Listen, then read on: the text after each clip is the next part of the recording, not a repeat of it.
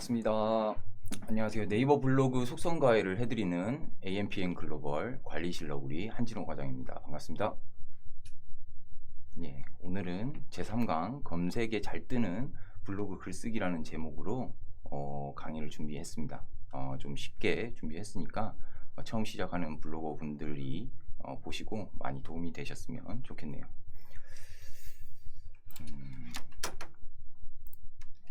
자, 제가 10강 정도의 교육으로 준비를 했었는데요. 일단은 그 전에 2강이 블로그를 하는 이유와 블로그 만들기와 꾸미기에 대한 내용으로 이미 교육을 진행했었고요. 이후에 5강 정도를 블로그 방문자 수 늘리는 방법, 그리고 3개의 강의로 해서 블로그 운영 노하우에 대한 내용을 알려드린다고 말씀드렸는데 벌써 3강이 돼서 그 내용을 좀 구체적으로 작성해서 가져왔습니다. 그래서 오늘 가르쳐 드릴 내용은 검색에 잘 뜨는 블로그 글쓰기라는 제목으로 교육을 진행할 예정입니다. 자, 오늘 교육해 드릴 내용입니다. 검색에 잘 뜨는 블로그 글쓰기입니다. 네이버 블로그와 검색, 네이버 검색 로직의 이해, 네이버 검색에 잘 뜨는 조건, 키워드와 글쓰기, 그리고 다음과 구글 검색에 네이버 블로그를 등록하는 방법, 오늘 교육해드릴 내용이고요. 첫 번째로 네이버 블로그와 검색에 대한 내용입니다. 일단은 네이버 블로그 처음 하시는 분들은 글을 한 10개나 20개 정도 작성해 보시고 나면 항상 이런 고민을 하실 거예요. 저도 옛날에 고민을 했었고요. 내 블로그에 왜 방문자 수가 없을까? 왜 방문자 수가 적을까? 한 50개. 저희 신입사원분한테 물어보니까 글 한 50개 써도 1방문자가 한 20명 정도 되더라. 뭐 그러신 분들도 있으시던데 일단은 아무도 찾아오지 않는 블로그에는 이유가 있습니다. 일단은 블로그에 들어오는 방법에 대해서 좀 말씀드리자면 한 3가지 정도가 있을 것 같은데요. 첫 번째가 지금 말씀드리려고 하는 검색에 대한 내용이고요. 두 번째가 이웃이나 서로 이웃을 하시고 예전에 싸이월드 파도타기라고 하죠. 뭐 타임라인에 내 이웃이 글 쓴 내용이 있으면 그걸 통해서 들어오는 경우가 있고 마지막으로 다이렉트로 내 블로그 URL을 아는 경우 즐겨찾기를 해놓는 경우 그렇게 해서 들어오시는 경우가 있는데 마지막 경우는 잘 없겠죠. 일단 인플루언서거나 아니면 인기 많은 연예인 정도가 아니라면 그렇게 들어오는 경우는 잘 없으시고요. 그리고 이웃이나 서로 이웃을 통해 들어오는 경우는 그렇게 추천해 드리지는 않습니다. 왜냐하면 체류 시간이 적어져서 블로그 지수에 조금 안 좋은 영향을 끼친다라고 생각하셔서 일단은 좋아요는 눌러주시되 체류 시간을 좀 오래 봐주시면 좋겠지만 잠깐 왔다가 이제 품앗이라고 하죠. 잠깐 오셨다가 나가시는 경우들이 많아서 블로그 체류 시간에 이제 영향을 미쳐서 좀 그걸 싫어하시는 분들도 계시더라고요. 간혹 가다가 서로 이웃 안 맺으시는 분들이 계신데 그게 왜 그런지 그렇게 이해를 하시면 될 것 같고요. 마지막으로 지금 설명드릴 검색 유입 같은 경우는 일단은 블로그 유입의 대부분 한 90% 이상을 차지하고 있기 때문에 저 같은 경우도 블로그 들어오는 길을 검색으로만 생각해 주셨으면 좋겠고 일단은 검색에 뜨는 블로그 글을 쓰기 위해서는 블로그 자체가 플랫폼 자체가 텍스트 위주로 되어 있기 때문에 제목이나 블로그 내용에 본인이 검색을 했을 때 나올 부분이 그 키워드가 꼭 들어가야 된다는 점 그걸 알아야 될 것 같고요. 오늘 교육해드릴 내용의 주제가 그러한 키워드나 그런 글 쓰는 뭐 문법이라고 할까요? 블로그 글쓰기의 문법이라고 할까요? 그런 부분이라고 생각해 주시면 좋겠습니다. 제가 정리를 한번 해봤는데요. 검색이 안 되는 포스팅의 특징이라고 할까요? 일단은 제목에 키워드 없이 제목을 정하시는 분들이 있어요. 일단은 저 요즘 유행하고 있는 미라클 모닝이라고 하는데 새벽 6시에 일어나서 내가 새벽 6시에 일어나서 이런 활동을 했다 이런 걸 인증하는 그런 과정인데 몇 월 며칠 미라클 모닝 이런 식으로 해서 글을 많이들 쓰세요. 미라클 모닝 1일차, 2일차. 저 같은 경우는 옛날에 용접학원 1일차, 용접학원 2일차 뭐 이런 식으로 글을 많이 썼는데 그렇게 1일차, 2일차 이렇게 글을 쓰시면 반복되는 제목과 키워드 자체가 안 들어감으로써 검색에 전혀 뜨지 않는 그런 결과를 가질 수 있고요.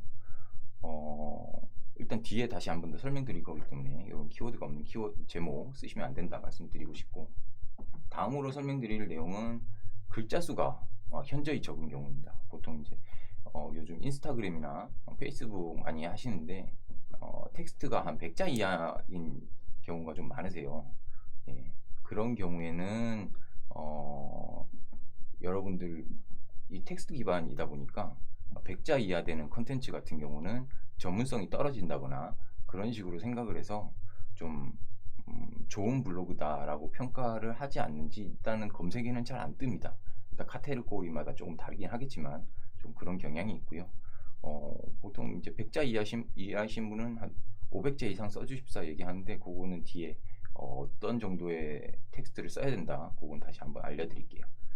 그리고 다음으로 유사 문서에 대한 내용인데요.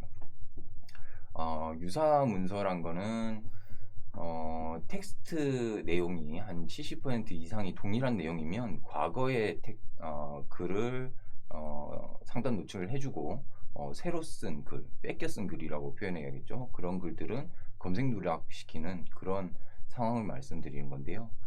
유사 문서가 걸리면 뭐 일단은 검색 누락이 되기 때문에 간혹가다 옛날에 한동안 유행했던 게 기사를 복사해서 쓰시는 분들이 많으셨어요. 근데 저 말고 다른 분들이 유행이다 보니까 다른 분들이 똑같이 기사를 뺏겨서 올리시면 동일한 내용의 글을 올리게 되겠죠. 그러면 유사문서로 검색에 안 뜨는 결과물을 얻을 수 있습니다. 일단은 그런 게 있고요. 그리고 유사 이미지가 있는데 옛날에는 블로그 글 쓸 때 이미지가 무조건 있어야 되고 그래야 상위 노출되고 이런 적이 있었어요. 그래서 사람들이 그 경험 때문에 무료 이미지 사이트에서 내용도 고치지 않고 이미지 편집도 하지 않고 그대로 다운받아서 쓰는 경우가 많았거든요. 그래서 저도 그렇게 많이 썼었고요. 그렇게 되는 경우에는 유사 이미지 때문에 또 검색 누락이 될 수 있습니다. 그거 같은 경우는 제가 볼 때는 네이버에서 서버 문제로 이게 용량을 계속 차지를 하니까 그걸 좀 줄이고자 하는 게 아닐까라는 제 생각이고요. 이거는 뭐 공식적인 입장은 아닌데 동일한 픽사베이를 좀 많이 쓰시는데 다들 저도 거기를 썼었고 한동안 많은 분들이 그렇게 썼는데 그 경향 때문에 이 유사 이미지 누락 때문에 최근 들어서는 이미지가 없는 글도 상위 노출되는 경우가 많이 생겼습니다. 이거 참고하시고요.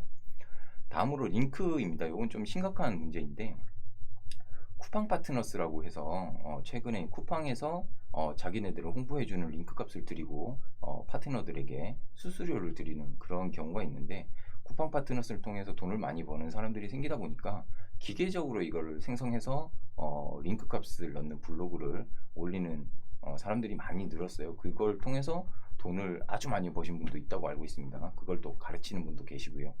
근데 그렇게 하셨던 분들이 지금 많이 저품질을 많이 떨어지시고 그 검색 누락된 경우도 많습니다. 지금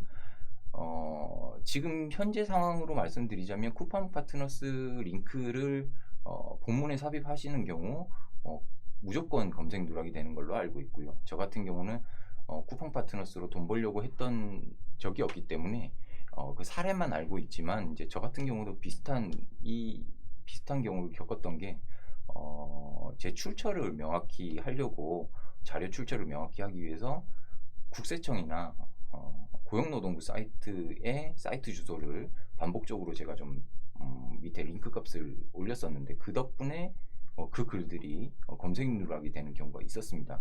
일단 링크를 통해서 검색 누락이 되는 경우가 많이 생기다 보니까 링크는 본문에 되도록이면 www 뭐 http 뭐 이런 거 아예 안 넣는 게 좋아요. 일단은 다른 사이트 링크, 네이버 내부 링크도 웬만하면 넣지 마시라. 예전에는 뭐 자기 블로그 내에 있는 다른 글들에 대한 링크도 그렇게 했었는데 지금은 좀 그런 부분을 넣지 마시라라고 하시는 분들도 많으시고 저 같은 경우도 동일한 입장입니다. 일단은 블로그 글에 링크 값은 안 넣으시는 걸로 하시면 좋겠습니다. 다음입니다. 다음으로 네이버 검색 로직의 이해라는 내용인데요. 요거는 네이버 검색 로직의 변천사 정도로 생각하시면 될 것 같고요.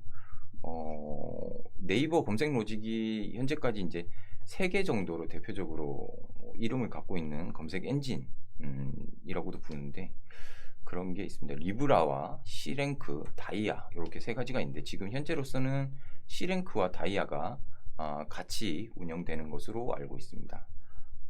과거 2016년 이전에는 리브라라는 검색 엔진 검색 로직이 운영되고 있었는데 그때는 단순히 글을 오래 꾸준히 적는 것만으로도 상위 노출될 수 있는 조건이 됐었고요.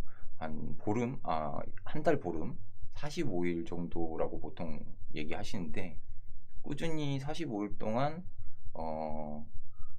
1일 1포스팅만 하시면 상위 노출되는데 문제없는 그런 상황이 있었습니다. 근데 2016년 되기 전에 그때 왜 이게 바뀌었냐면 그렇게 상위 노출을 시켜주다 보니까 한글로 된 컨텐츠는 많이 늘어났는데 이제 광고성 글 이제 업자들이 기계적으로 광고성 글이나 스팸 글을 너무 많이 만들다 보니까 블로그를 또 찍어내듯이 공장처럼 찍어내듯이 만들다 보니까 좀 의미 없는 글들이 좀 많아진 거예요. 그러다 보니까 좀 검색 엔진을 개편하자 해서 나온 게 C랭크라는 검색 로직이고요. 이 C랭크 같은 경우는 신뢰성을 중시를 합니다. 일단 이 블로그가 얼마나 신뢰할 수 있는 사이트인지 여부를 확인하는 내용인데요. 그 신뢰성은 어떻게 판단하냐면 일단은 처음 블로그 만드실 때 카테고리 중요하다고 얘기 드렸잖아요. 보통 이제 주제 정하기, 카테고리 정하기 이렇게 얘기를 많이 하는데요. 주제와 카테고리 자체가 2개 이상 넘어가고 이제 3개 이상이 되시면 조금 상위 노출되기 힘들다. 이렇게 분산되면 안 된다. 뭐 그런 얘기를 드린 적이 있었는데 그 내용이 여기에 포함됩니다. C랭크에 있어서는 같은 주제의 글을 여러 번 반복해서 오랫동안 쓰시는 경우 이제 전문성을 인정해줘서 이분은 좀 믿을 만한 사람,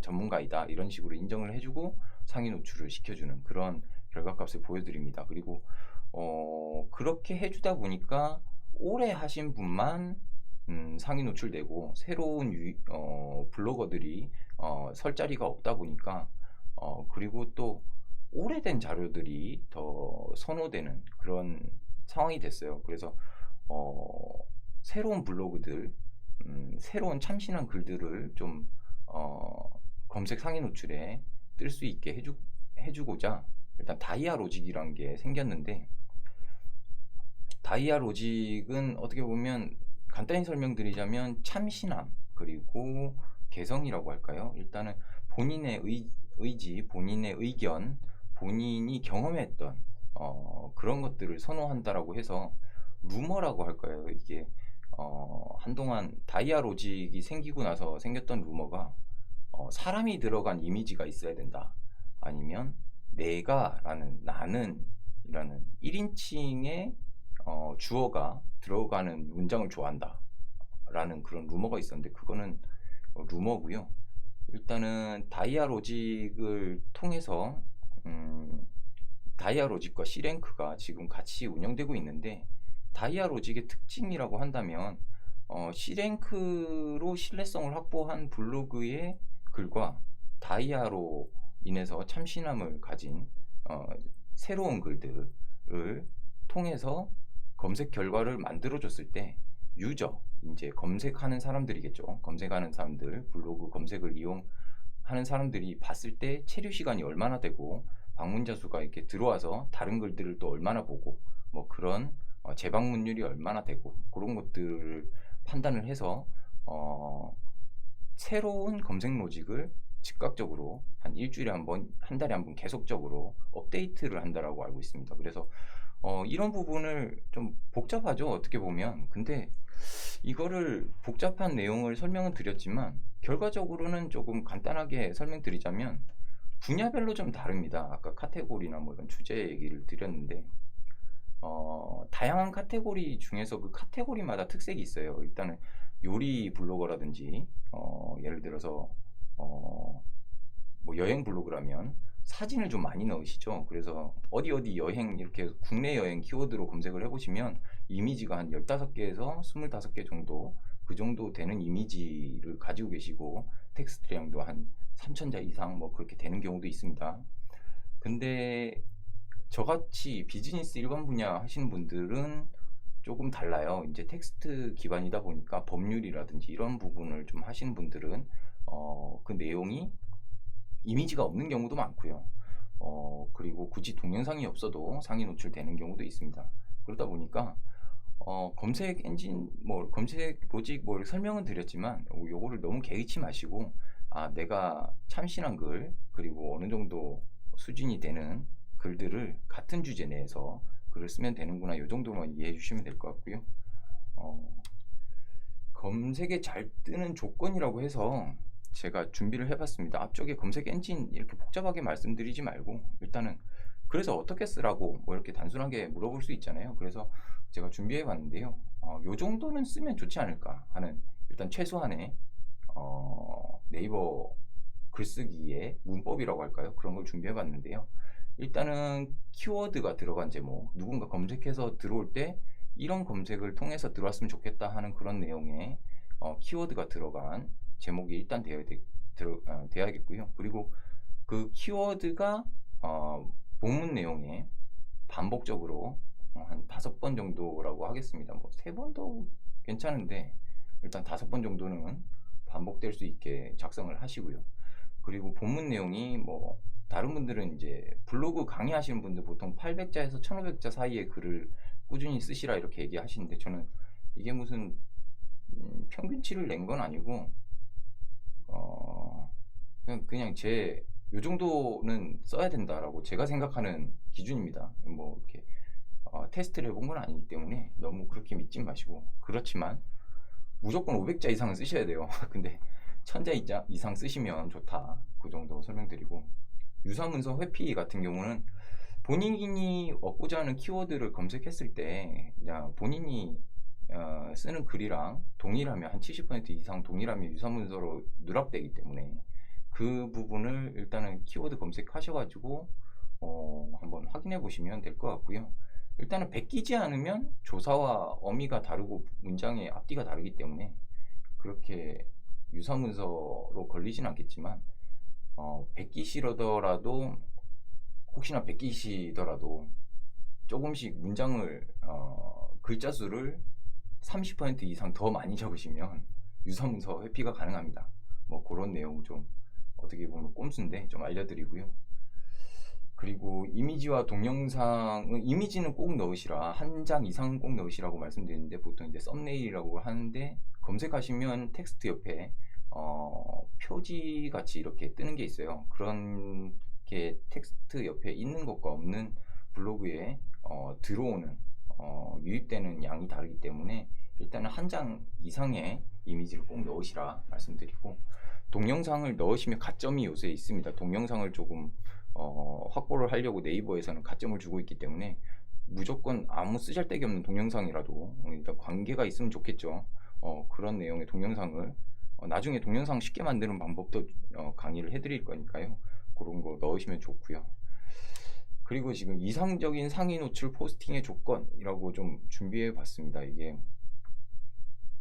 최상위 노출 뭐 되는 조건이라고 제가 예전에 강의 한번 했을 때도 이걸 얘기를 드렸는데 현재 실정하고는 좀 안 맞는데 이게 2019년도에는 맞았어요. 어떻게 보면 왜냐면 다이아 로직이 조금 자기가 업그레이드 하면서 카테고리마다 다르기 때문에 이게 정답은 아니라는 점 먼저 말씀드리고요.